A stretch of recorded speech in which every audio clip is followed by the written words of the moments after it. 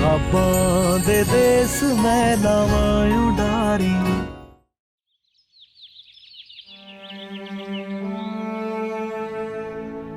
रेगिस्तान जैसी एक एंडलेस लाइफ है जहां पे तुम तो क्या तुम्हारे होने की उम्मीद तक नहीं होगी। तो ये दुखों भरा अंधेरा रास्ता मुझे तुम्हारे बगैर ही तय करना पड़ेगा।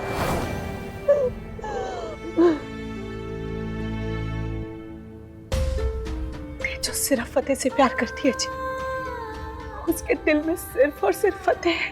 फतेह से दर्द के सिवा और कुछ नहीं दे सकता सत्य है। और वैसे भी जैस्मीन कौन सा इन दोनों को मिलने देना है। हमें से आगे बढ़ने के लिए हिम्मत देनी होगी सत्य, इसकी खुशी के लिए। वरना जो इसके दिल में जख्म बन के बस रहा है ना, वो एक दिन नासूर बन जाना सत्य। ये आप कैसी बातें कर रहे हो जी? उसकी हालत देखकर भी आपको समझ नहीं आ रहा। उसकी हालत देख रहा हूं तभी ऐसा बोल रहा हूं सत्य। उसका बाप हूं, दुश्मन नहीं हुआ।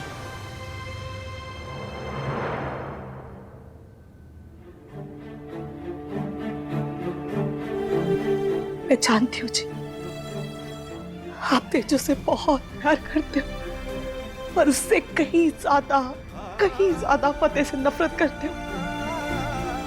इसीलिए शायद आपको अपनी बेटी का दर्द दिखाई नहीं दे रहा। आपके बच्चे इतनी तकलीफ में हैं और आपको घर की पड़ी है। अरे अगर बच्चे ही नहीं रहेंगे तो घर का क्या करोगे? और अगर पूरा घर जैस्मीन को देने से वो आपके बच्चों को छोड़ देती है तो क्या प्रॉब्लम है आपको? अरे कैसे मैं उसको पूरा घर दे दूं जब वो हमारे पास है ही नहीं।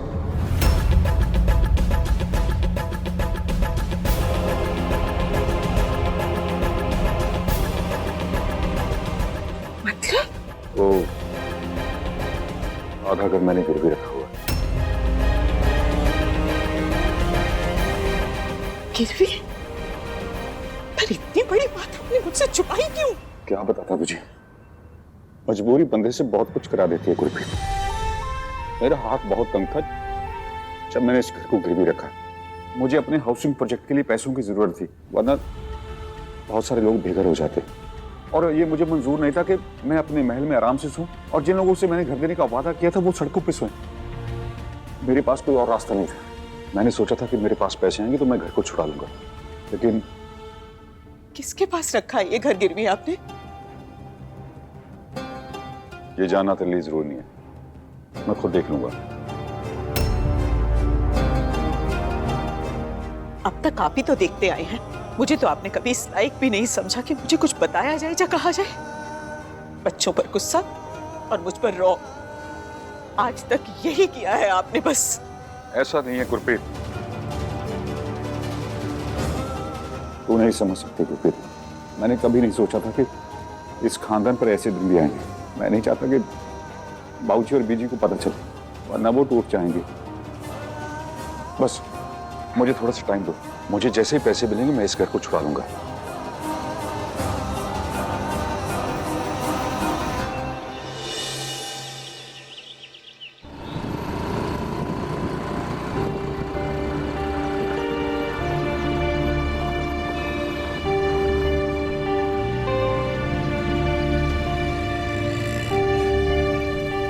अंगद जी, आप यहाँ?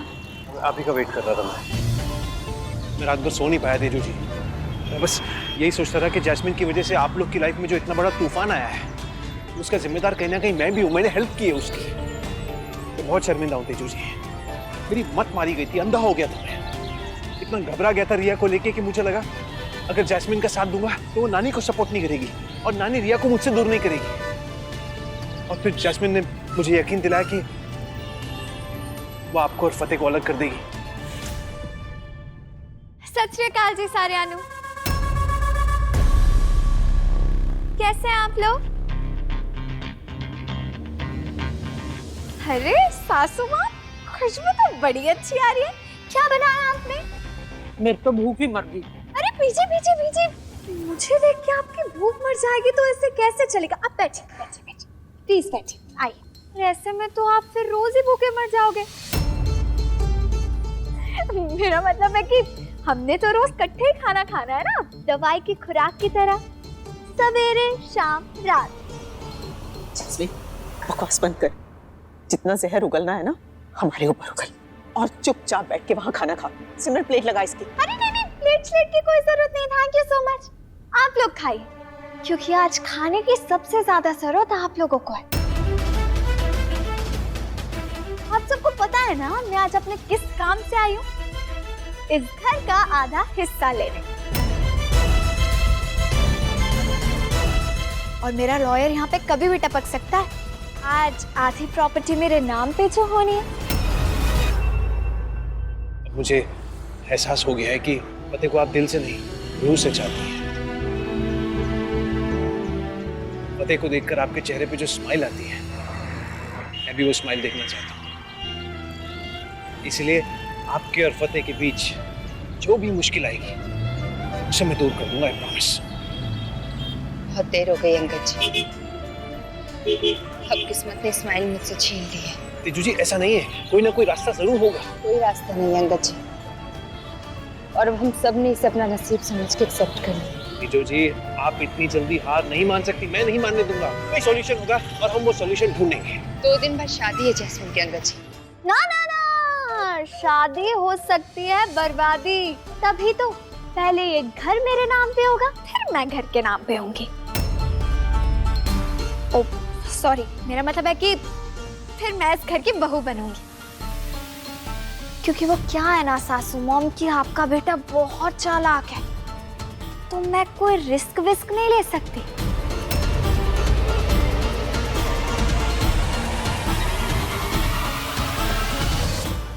शायद इतना कुछ हासिल करके उसके मन को सुकून मिल जाए और वो बाकी सबको भी चैन से जीने दे। बहुत देर हो गई है, चलते।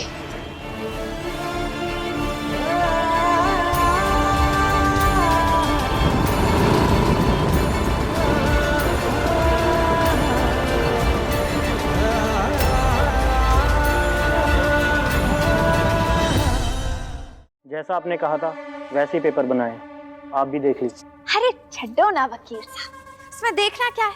आपने बोल दिया, मैंने मान लिया, यकीन करना आता है मुझे। और वैसे आप लोग को एक बात बताना चाहती हूँ कि जो किचन है ना, वो मैंने अपने हिस्से में रखा। अब किचन के बिना घर घर कहाँ लगता है ना सासू मॉम? और मान लो कल के दिन मेरी सासू मॉम से लड़ाई हो गई और इन्होंने कह दिया कि जा मेरे किचन से बाहर निकल, तो मैं क्या करूंगी? मैं अपने लिए और मेरे प्यारे पति के लिए खाना कहाँ बनाऊंगी? और अगर मेरे पति ने खाना नहीं खाया तो वो चले जाएगा अपनी मम्मी के पास, जो कि मैं बिल्कुल नहीं होने दूंगी। तो इसलिए किचन मेरे हिस्से में।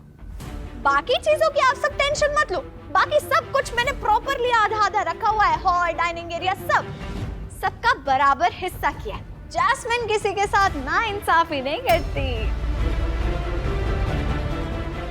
जैस्मिन, घर का आधा हिस्सा क्यों चाहिए तुम्हें? तुम्हें तो विर्क खानदान की बहू बनना है ना, मिसेस जैस्मिन सिंह विर्क बनना है ना, तो बन तो रही हो। घर का क्या करोगी? क्यों चाहिए घर? घर तो तुम्हें किसी भी कीमत पे नहीं मिलेगा। फतेह, मतलब जिससे जो मांगती है। नहीं मम्मी, ये हमारे पूर्वजों का घर है, ऐसे कैसे इसके हाथ में दे दूं? लगता है कल रात कोई संजीवनी बूटी खा ली है, जो इतनी जबान चल रही है तुम्हारी। ऐसा क्या खिला दिया तेजो ने तुम्हें? हाँ, खबरदार जैस्मिन, तेजो को इस सब से बाहर रखो, उसे इसमें घसीटने की कोई जरूरत नहीं है। और तुम क्या कर रहे हो यहाँ पे? चलो निकलो यहाँ से, चलो।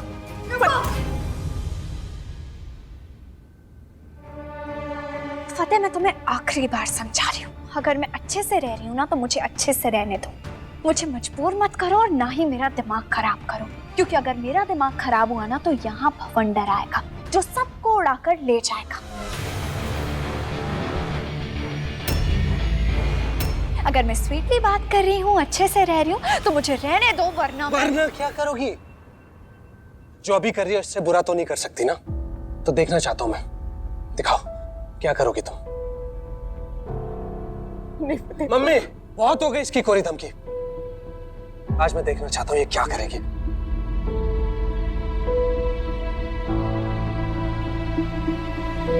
फतेह please. Fateh Veere please jasmine की बात मान लो वीरे, मुझे जेल हो जाएगी। आप सब अभिषेक, मैं हूं ना, तुझे कुछ नहीं होगा। It's my promise. एक बार भरोसा तो कर, लेकिन आज मुझे देखना ये करेगी क्या। मैं जो करने आई हूँ वो मैं करके ही जाऊंगी, इसलिए कह रही हूँ लास्ट वार्निंग है तुम्हारी। अरे लास्ट क्या, 1000 वार्निंग दे लो, लेकिन दिखाओ क्या करोगे तुम आज।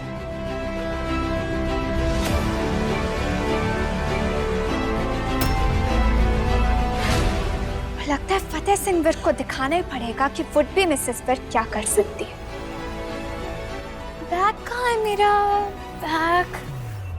हाँ। वीरे यार, वीरे वो फोन कर लेगी, पुलिस आ जाएगी। अब सब मम्मी प्लीज उसको रोक लो यार, मम्मी वो फोन कर रही है। अब मैं पुलिस को फोन करूंगी और ये बता दूंगी कि हाँ, मैंने नकली गवाही दी थी और झूठी गवाही के चक्कर में मुझे ज्यादा से ज्यादा कुछ फाइन फोन या छोटी मोटी सजा। लेकिन अमरीक मुझे बहुत डर लग रहा है। इससे अमरीक को शायद फांसी भी हो सकती है। करो, जिसको फोन करना है करो आज। ओके। रोक लो उसको यार, वो फोन कर रही है, मुझे जेल हो जाएगी। मम्मी आप प्लीज उसको रोको, मुझे जेल हो जाएगी। कुछ नहीं होगा।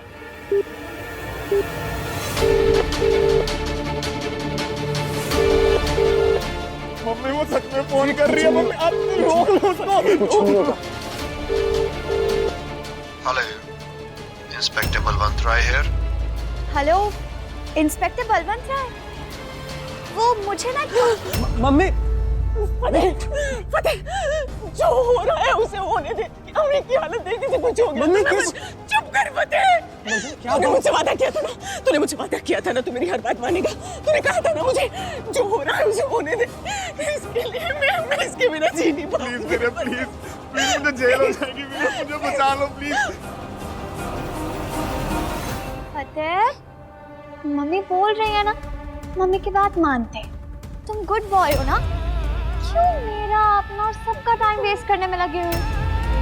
जरा अपने छोटे भाई की हालत देखो, हाय बेचारा।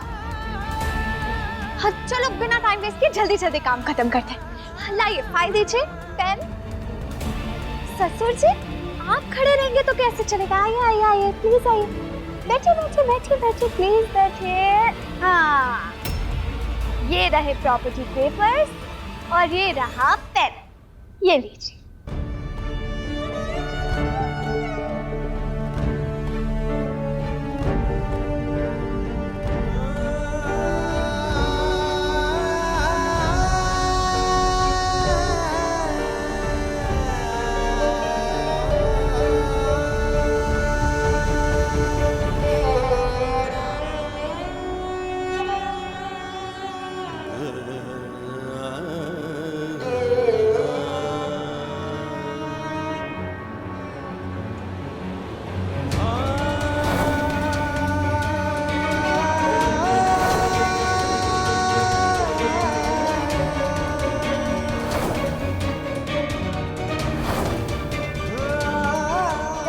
जल्दी करिए, किसका इंतजार कर रहे हैं आप?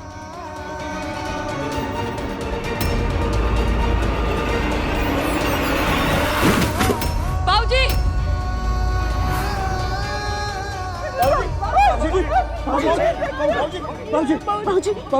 बाबूजी!